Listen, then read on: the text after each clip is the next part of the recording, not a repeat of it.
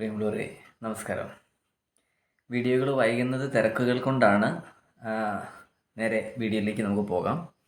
ഇന്ന് നമ്മൾ വളരെ ഭംഗിയുള്ള ജീവിതത്തിൽ എനിക്ക് ഏറ്റവും പ്രയോജനപ്പെട്ടിട്ടുള്ള, നിങ്ങൾക്കൊക്കെ പ്രയോജനപ്പെടുമെന്ന് ഞാൻ വിചാരിക്കുന്ന ഒരു സബ്ജക്റ്റാണ് എടുക്കുന്നത്. നമ്മൾ സെൻ എടുത്തിരുന്നല്ലോ, സെന്ന് അങ്ങനെയുള്ള കാര്യങ്ങൾ എടുത്തപ്പോൾ നമുക്കത് ഒരുപാട് പേർക്ക് ഗുണമുണ്ടായി. സെന്നിൻ്റെ മറ്റൊരു പുസ്തകങ്ങളൊക്കെ നമ്മൾ പറഞ്ഞ് ചെയ്തിരുന്നു. വിഷമിക്കുന്നത് നിർത്തുക എന്നുള്ള പാഠങ്ങളൊക്കെ പറഞ്ഞിരുന്നു. അപ്പോൾ ഇതിലൊക്കെ ഗംഭീരമായിട്ടുള്ള എന്ന് പറഞ്ഞു കഴിഞ്ഞാൽ അതുമായി കണക്റ്റഡായി നമുക്ക് ചിന്തിക്കാൻ പറ്റുന്ന നമ്മുടെ ജീവിതത്തിൽ ഏറ്റവും വിലപ്പെട്ട ഒരു സമ്മാനമാണ് ഇന്നത്തെ വീഡിയോ. അതുകൊണ്ട് വീഡിയോ സ്കിപ്പ് ചെയ്യാതെ കണ്ടുപോവുക ഏറ്റവും പ്രധാനമാണ്. ആ ഫ്ലോയിൽ പോയാലേ നിങ്ങൾക്ക് അതുകൊണ്ട് ഗുണം ഉണ്ടാവുള്ളൂ. അപ്പം ഇതിനകത്ത് നമ്മൾ പറയുന്ന ഒരു സബ്ജക്റ്റിന് ഇച്ചിഗോ ഇച്ചി എന്ന് പറയുന്ന ജപ്പാൻ്റെ ഏറ്റവും ഫേമസ് ആയ ഒരു സംവിധാനമാണ്. അപ്പോൾ അത് നമ്മുടെ നിത്യജീവിതത്തിൽ നമുക്ക് ക്ലിയറായിട്ട് ഉപയോഗിച്ച് കഴിഞ്ഞാൽ കൂടുതൽ ഗുണമുണ്ടാക്കും. അപ്പോൾ നമുക്ക് അതിലേക്കൊന്ന് കടക്കുന്നതിന് മുന്നേ നമ്മുടെ കുട്ടിക്കാലത്തേക്ക് നമുക്കൊന്ന് തിരിഞ്ഞു നോക്കാം. അവിടെ മുതൽ വന്നാൽ അത് കൃത്യമായിട്ട് പറഞ്ഞ് നമുക്കത് മനസ്സിലാക്കാനായിട്ട് കഴിയുള്ളൂ. ഇപ്പോൾ ഞാനൊക്കെ കുട്ടിക്കാലത്ത് ആദ്യം പഠിക്കുന്നത് അക്ഷരാഭ്യാസം അത് തുടങ്ങുന്നത് നമ്മുടെ തൊട്ടടുത്തുള്ള ഒരു ആശാട്ടിയുടെ അടുത്തു നിന്നാണ്. അപ്പോൾ അവിടെ പോകും, ഈ മണലിലൊക്കെ ഒന്ന് എഴുതി പഠിക്കും. പിന്നെ ആശാട്ടിന് നല്ല നീളമുള്ള ഓലയിൽ ഇങ്ങനെ നാരായം കൊണ്ട് ഇങ്ങനെ എഴുതി നമുക്ക് തരാറുണ്ട്. നല്ല പിച്ചൊക്കെ കിട്ടും, അത്യാവശ്യം അടി കിട്ടും. ഇതൊക്കെ വെച്ചാണ് നമ്മൾ കഷ്ടപ്പെട്ടാണ് പഠിച്ചത്. എന്നാലും ഒരു 2 മണിക്കൂർ ആശാട്ടിലേക്ക് പോയിട്ട് തിരിച്ചു വരുമ്പോൾ അതിനിടയ്ക്ക് ഒരു ചെറിയ ദൂരം, 1.5 കിലോമീറ്റർ നടക്കാനുണ്ട്. ഇതെല്ലാം നടന്നിട്ടായിരിക്കും നമ്മൾ വീട്ടിലേക്ക് വരിക. അന്നത് പ്രശ്നമായിട്ട് എനിക്ക് തോന്നിയത് എവിടെയാണെന്ന് വെച്ചാൽ, പിടിച്ചുകൊണ്ട് നമ്മൾ ഒരു 5 വയസ്സൊക്കെ ആകുമ്പോൾ നേഴ്സറി സ്കൂളിൽ ചേർക്കും. അപ്പോൾ നമ്മുടെ അവിടെ നിന്ന് ഒരു ഏകദേശം ഒരു 2.5 കിലോമീറ്റർ ഉള്ളൊരു അടുത്തുള്ള നേഴ്സറിക്കാണ് കൊണ്ട് ചേർത്തത്.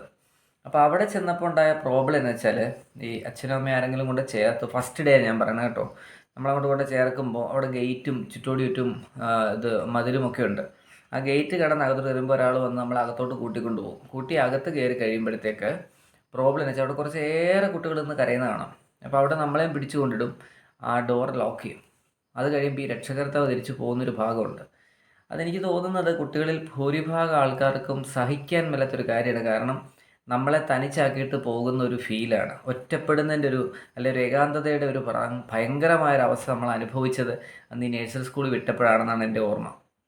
അപ്പോൾ ഇവർ പോകുന്നു, നമുക്ക് പിന്നെ അറിയില്ല. പിന്നെ അവിടെയുള്ള ആയമാർ നമ്മളെ പലതരത്തിൽ സ്നേഹത്തോടെ കാര്യങ്ങൾ ചെയ്തു തരുന്നു, ബിസ്ക്കറ്റ് കൊണ്ട് തരുന്നു, പാൽ എടുത്തു തരുന്നു. ഇതെല്ലാം കഴിഞ്ഞ് സഹിക്കാൻ മേലാത്തൊരു കാര്യമുണ്ട്. കൃത്യം 1 മണിയാകുമ്പോൾ അടിച്ചിട്ട് അവിടെ കിടത്തും. ഉറങ്ങിക്കോണം, തലപൊക്കെ നോക്കിയാൽ കവർക്കൊട്ടും അടി കിട്ടും.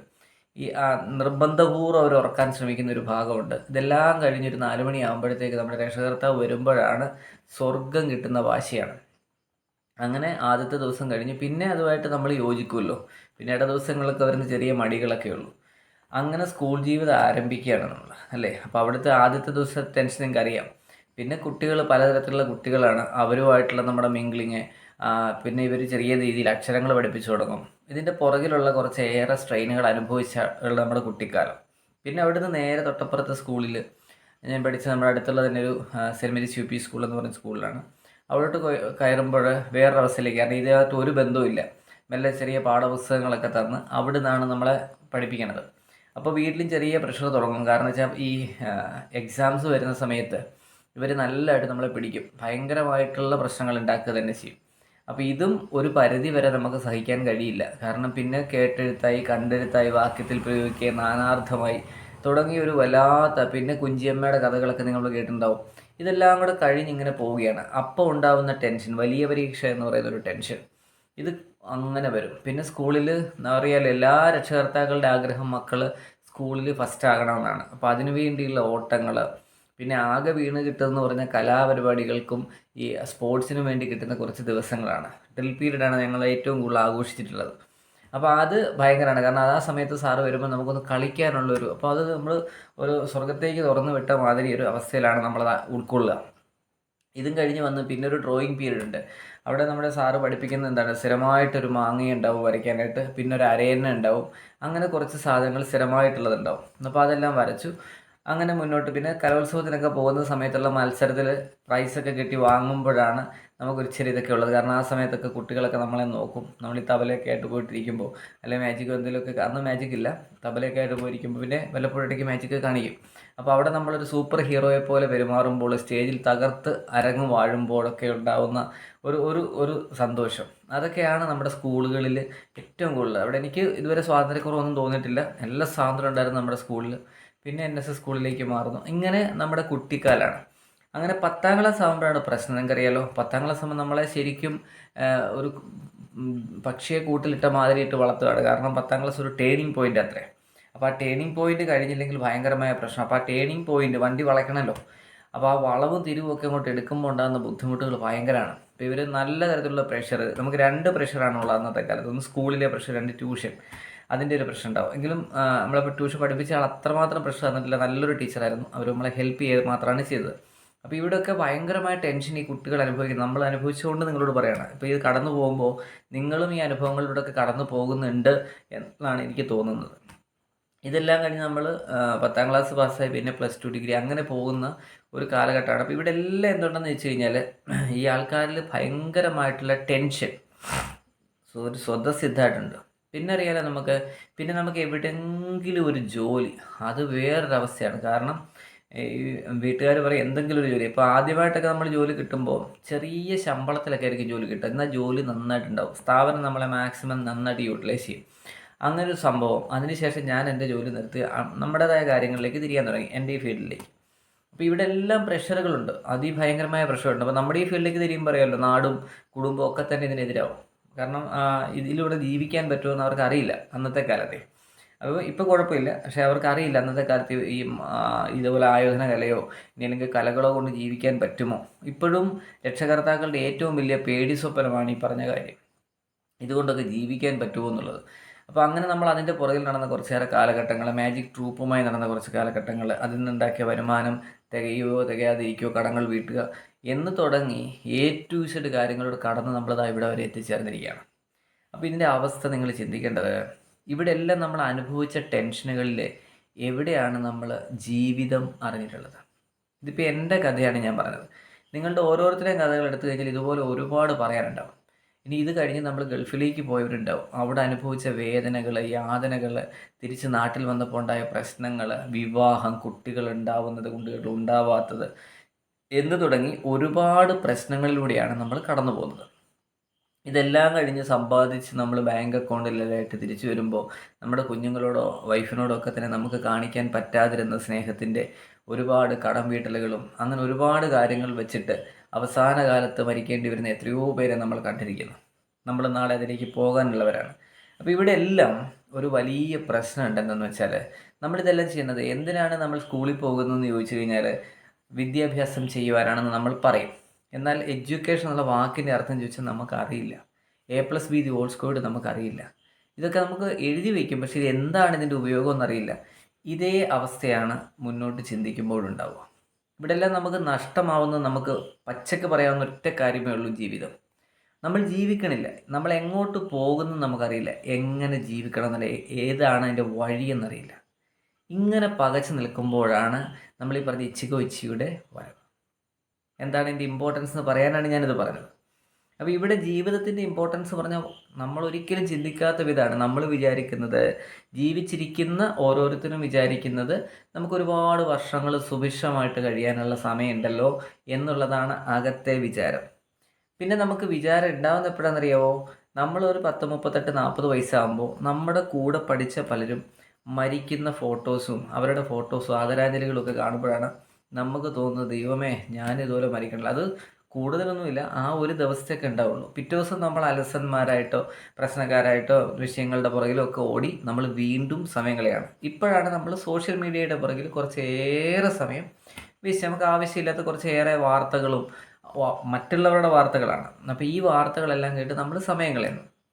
അപ്പോൾ ഇവിടെ എല്ലാം നമുക്ക് നഷ്ടപ്പെടുന്നത്, എത്ര പറഞ്ഞാലും നമ്മൾ ഉൾക്കൊള്ളാത്ത, മനസ്സിലാക്കാൻ കഴിയാത്ത, ആചരിക്കാൻ കഴിയാത്ത ഒരു സംവിധാനമുണ്ട്, പ്രസൻറ്റ് അല്ലെങ്കിൽ വർത്തമാന കാലഘട്ടം എന്നുള്ളത്. വർത്തമാന കാലഘട്ടത്തിൻ്റെ പ്രസക്തി എന്ന് പറയുന്നത് ചെറുതല്ല, നിസ്സാരമല്ലത്. അത്രമാത്രം പ്രസക്തമാണ് വർത്തമാനകാലം. അത് ഞാൻ നമ്മുടെ എല്ലാ കോഴ്സുകളിലും പറയുന്ന ഒരു പ്രധാനപ്പെട്ട കാര്യമാണ്. നിങ്ങൾ വർത്തമാനം നഷ്ടപ്പെടുത്തരുത്. വർത്തമാനം എന്ന് വെച്ചാൽ സംഭാഷണമല്ല, ഈ നിമിഷത്തിലും ഇവിടെയും ഇപ്പോഴിലും ജീവിക്കുക എന്ന് പറയുന്നത് വളരെ ബ്യൂട്ടിഫുള്ളായ ഒരു കഥ.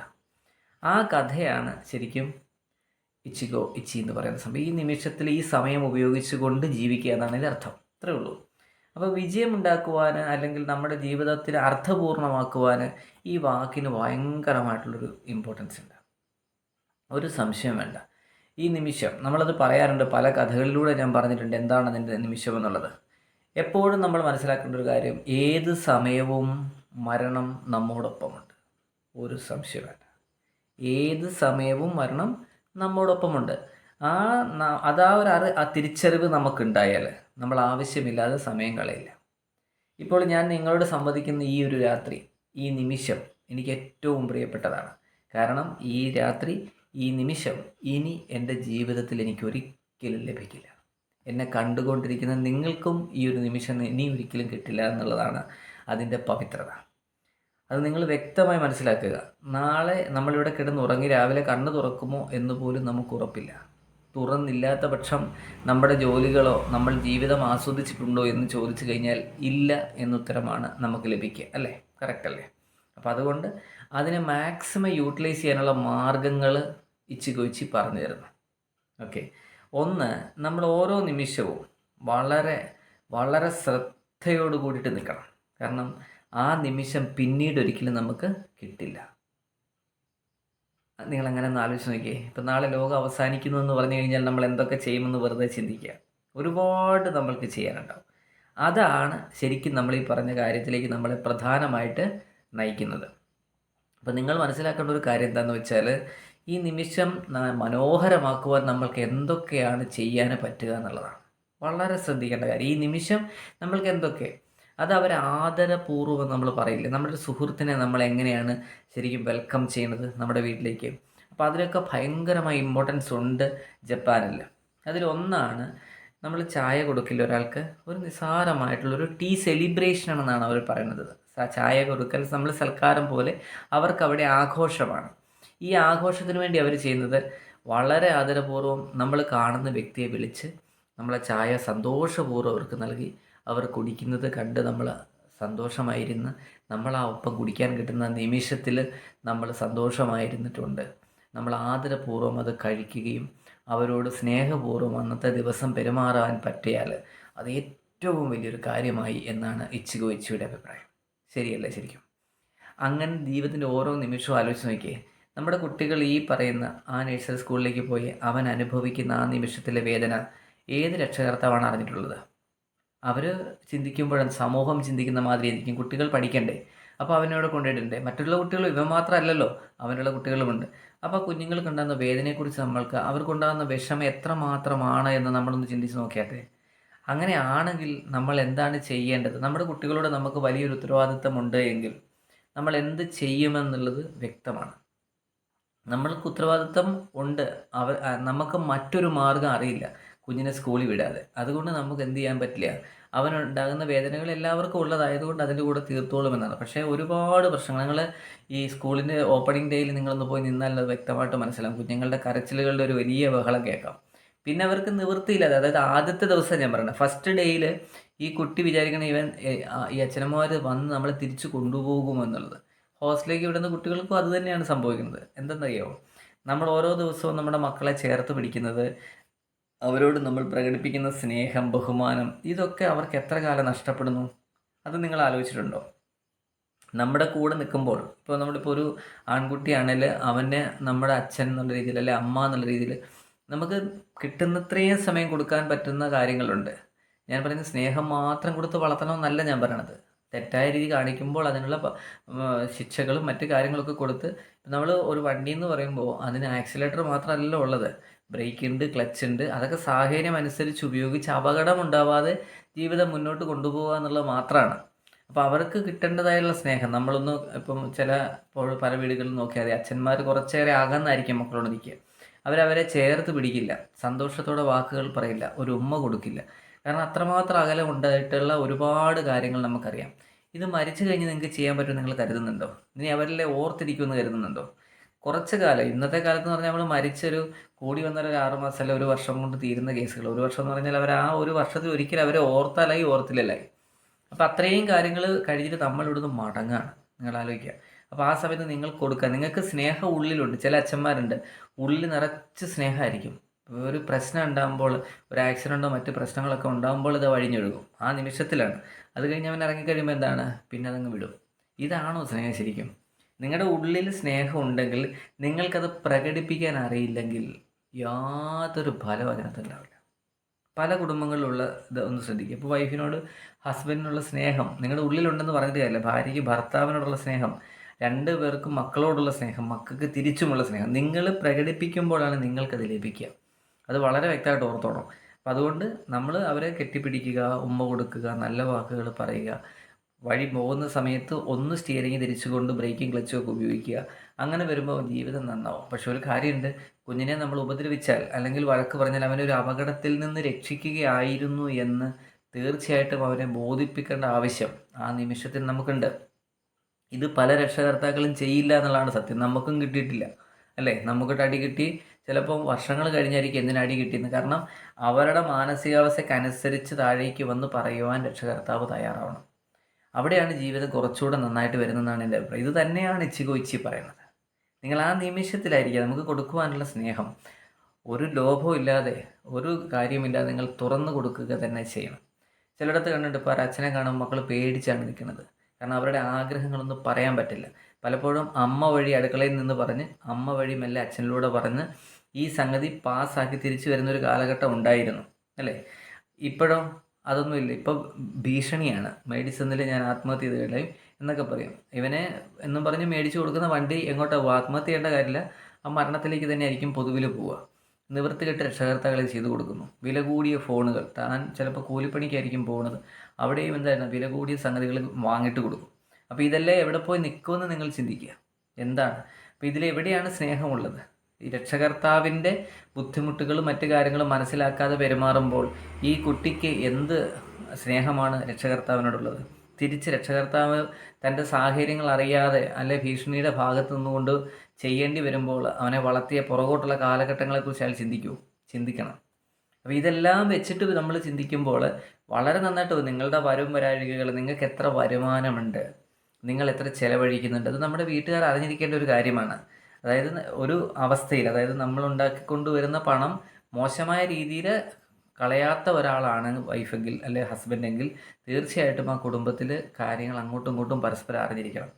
ഇപ്പം നമുക്കറിയാൻ പറ്റാതെ, ഇപ്പം എൻ്റെയൊക്കെ ജീവിതത്തിൽ അറിയാൻ പറ്റാത്ത ഒരുപാട് കാര്യങ്ങളുണ്ട്. കാരണം കടങ്ങളൊക്കെ വാങ്ങിയിട്ടുണ്ടാവും. മരിച്ചു കഴിയുമ്പോൾ ഈ കഥകളൊന്നും നമുക്കറിയില്ലെങ്കിൽ മേടിച്ചവരും മേടിക്കാത്തവരും ഒക്കെ പേപ്പറും ഒക്കെ ആയിട്ട് വരും വീട്ടിൽ. ഈ അനുഭവങ്ങൾ ഭയങ്കരമായിട്ടുള്ള പ്രശ്നമാണ്. അത് രക്ഷകർത്താക്കളും മക്കളും തമ്മിലുള്ള ഒരു ബന്ധമില്ലായ്മയുടെ ഏറ്റവും വലിയ ഘട്ടമാണ്. നമുക്കറിയില്ല ഇവരെന്താ സംഭവിക്കണം എന്നുള്ളത്. അതുപോലെ തന്നെ മക്കളോട് ചെയ്യുന്ന കാര്യങ്ങൾ അവരെന്തായിരിക്കണം, അവർക്ക് എങ്ങനെയാണ് അവരുടെ സ്വത്തുക്കൾ കൊടുക്കേണ്ടത്, ഇനി അല്ലെങ്കിൽ അവർക്ക് എന്താണ് വിനിയോഗിക്കേണ്ടത്. പാത്രം അറിഞ്ഞ് ഭിക്ഷ കൊടുക്കാന്ന് കഴിയില്ല, അത് വേണം. അത് വേറൊരു പ്രശ്നം കൂടെ ഉണ്ട്. നമ്മുടെ പല രക്ഷകർത്താക്കൾക്കുമുള്ള പ്രോബ്ലം അറിയില്ല നിങ്ങൾക്ക്. അവർക്ക് എന്ത് ചെയ്യണമെന്നറിയില്ല. ആൾക്കൂട്ട മനഃശാസ്ത്രം അവരെ ബാധിക്കും.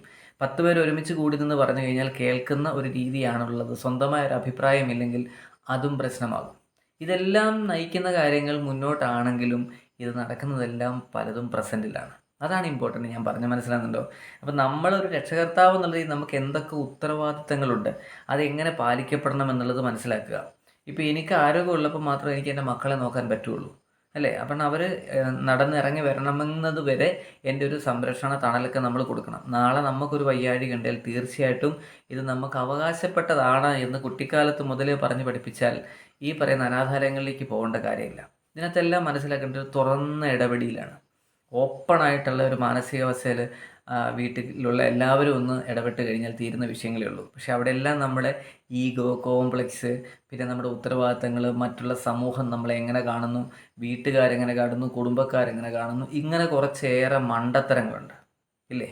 ഇതിൻ്റെ പുറകിൽ പോകുമ്പോൾ ഈ പറഞ്ഞ നിങ്ങൾ സഹായിച്ച ആരെങ്കിലും ഒരിക്കൽ നിങ്ങളെ സഹായിച്ചു എന്ന് അവർ സമ്മതിക്കുന്ന നിങ്ങൾ എവിടെയെങ്കിലും കേട്ടിട്ടുണ്ടോ? നിങ്ങൾ ജീവൻ നീരാക്കി സ്വന്തം കുടുംബം വിട്ടിട്ട് ബാക്കിയുള്ളവരെ സഹായിച്ചിട്ട് അവസാനം വരുമ്പോൾ സ്വന്തം കുടുംബത്തിലേക്ക് തിരിച്ചുമ്പോൾ കുടുംബം ഉണ്ടാവില്ല, ഈ സഹായിച്ചവരുണ്ടാവില്ലാത്ത എത്രയോ അനുഭവങ്ങൾ നമുക്കുണ്ട്. ഇതെല്ലാം മനസ്സിലാക്കിയിട്ട് മുന്നോട്ട് നീങ്ങുകയാണെങ്കിൽ നിങ്ങൾക്ക് ഒരു കാര്യം മനസ്സിലാവും. അവനവൻ്റെ കാര്യം നോക്കിയിട്ട്, അവനവൻ്റെ ജീവിതം നോക്കിയിട്ട് വളരെ കൃത്യമായിട്ട് ഇന്നിലും ഈ നിമിഷത്തിലും ജീവിക്കുക എന്നത് മാത്രമാണ് പവിത്രമായ ധർമ്മം, പവിത്രമായ സത്യം. ഇത് എന്ന് മനസ്സിലാക്കുന്നു അവിടെ ഇച്ചിഗോ ഇച്ചി ജന്മമെടുക്കും. നിങ്ങൾ കഴിക്കുന്ന ഭക്ഷണം, നിങ്ങൾ രാവിലെ കുളിക്കുന്നത് എന്തിനാണ്? രാവിലെ പല്ല് തേക്കുമ്പോൾ പല്ല് വൃത്തിയാക്കാനാണ്. പക്ഷെ പല്ല് തേക്കുന്ന സമയത്ത് നിങ്ങൾ എവിടെയാണ്? പല്ല് തേച്ചുകൊണ്ട് പലതും ചിന്തിക്കുകയാണ്. അല്ലേ? ബാത്റൂമിൽ പോകുമ്പോൾ അവിടെ ഇല്ല, അവിടെയും ചിന്തയും പത്രം വായനയും മൊബൈൽ നോട്ടവും ഒക്കെ ആയിരിക്കും ഇപ്പോഴത്തെ അവസ്ഥയിൽ, അല്ലേ? അത് കഴിഞ്ഞിട്ട് കുളിക്കുമ്പോഴോ, കുളിക്കുമ്പോൾ നല്ല കുളിരുള്ള ജലം നമ്മുടെ ദേഹത്തേക്ക് വീഴുന്നു. അതിനെ പൊന്നുപോലെ പവിത്രമാക്കി നമ്മൾ എടുക്കാൻ വേണ്ടി തേച്ച് കുളിപ്പിക്കുന്നു, തുടച്ചെടുക്കുന്നു. അതിനെ മറ്റുള്ളതിൽ നിന്ന് രക്ഷിക്കാൻ വേണ്ടി ഡ്രസ്സ് ഉപയോഗിക്കുന്നു വൃത്തിയായിട്ട്. അങ്ങനെ ഇപ്പോൾ നമ്മൾ ഡ്രസ്സ് തേക്കുന്ന സമയത്ത് ആ നിമിഷത്തിൽ നല്ല ഭംഗിയായിട്ട് തേക്കാൻ തുടങ്ങിയാൽ നമുക്കത് ഇച്ചികൊച്ചിയായി. അത് കഴിഞ്ഞ് ഇട്ടുകൊണ്ട് ഭംഗിയുള്ള ചിരിയുമായി ഇറങ്ങി വരുമ്പോൾ അത് ഇച്ചിയൊച്ചിയായി. ഭക്ഷണം കഴിക്കുമ്പോൾ എല്ലാവരുടെ കൂടെ ഇരുന്ന് സന്തോഷമായി കഴിക്കുമ്പോൾ അതിൻ്റെ ടേസ്റ്റ് നന്നായി അറിഞ്ഞുകൊണ്ട് ചെയ്യുമ്പോൾ ഇച്ചികൊച്ചിയായി. ഇങ്ങനെ ഓരോ നിമിഷവും വേസ്റ്റ് ചെയ്യാതെ, ഒരു നിമിഷം പോലും കളയാതെ നിങ്ങൾ ചെയ്യുമ്പോൾ, നിങ്ങളുടെ ജോലി നിങ്ങൾക്കൊരു ഭാരമാവാതിരിക്കുമ്പോൾ, ഒരു പാഷനായി മാറുമ്പോൾ, ജീവിതം അങ്ങനെ നാമ്പിടുന്നത് പല ചെടികളിൽ പല പൂക്കൾ, പഴങ്ങൾ, ഫലങ്ങൾ തുടങ്ങി ഓരോന്നും അങ്ങനെ വിടർന്ന് വികസിക്കുന്ന ഒരു വസന്തത്തിൻ്റെ വലിയ കുളിർക്കാറ്റ് നിങ്ങളുടെ എങ്ങനെ ഒഴുകി പോകുന്ന അറിയാൻ പറ്റും. അതാണ് ജീവിതം. ഒരിക്കലും നിങ്ങൾ എന്ത് ചെയ്യരുത്, ഇത് മിസ്സ് ചെയ്യാതിരിക്കുക. കാരണം നമ്മൾ മരിച്ചു കഴിഞ്ഞാൽ ഒരിക്കലും നമുക്കിത് തിരിച്ചു പിടിക്കാനാവില്ല എന്നുള്ളതാണ് സത്യം, പൂർണ്ണമായിട്ടുള്ള സത്യം. ഇത് അവിടെ ജപ്പാനിൽ അവർ ഭയങ്കരമായിട്ട് ആഘോഷിക്കാറുണ്ട്. ഒരു ടീ സെലിബ്രേഷൻ സമയത്തോ അവിടെ ചെറി പഴങ്ങൾ ഉണ്ടാകുന്ന ഒരു സമയമുണ്ട് ജനുവരി കാലഘട്ടത്തിൽ. ആ ചെറി പഴങ്ങൾ പൂക്കുന്നത് അവിടുത്തെ വലിയ ആഘോഷമാണ്. എന്ന് പൂക്കുമെന്ന് അവിടെ ശ്രദ്ധിക്കുവാനായിട്ട് ഒരുപാട് പേര് നിൽക്കും. അവർ ചെറികൾ പൂക്കുമ്പോൾ മറ്റുള്ളവരെ വിളിച്ചറിയിക്കും, ദാ ചെറികൾ പൂത്തിരിക്കുന്നു, നിങ്ങളെല്ലാവരും ഓടി വരുവൻ. എല്ലാവരും ചെല്ലും, പടങ്ങളെടുക്കും, ഒരുപാട് ആനന്ദിക്കാനുള്ള കാര്യങ്ങൾ അവരോട് ചെയ്യും. അവരങ്ങനെ ജീവിതം ആസ്വദിക്കും.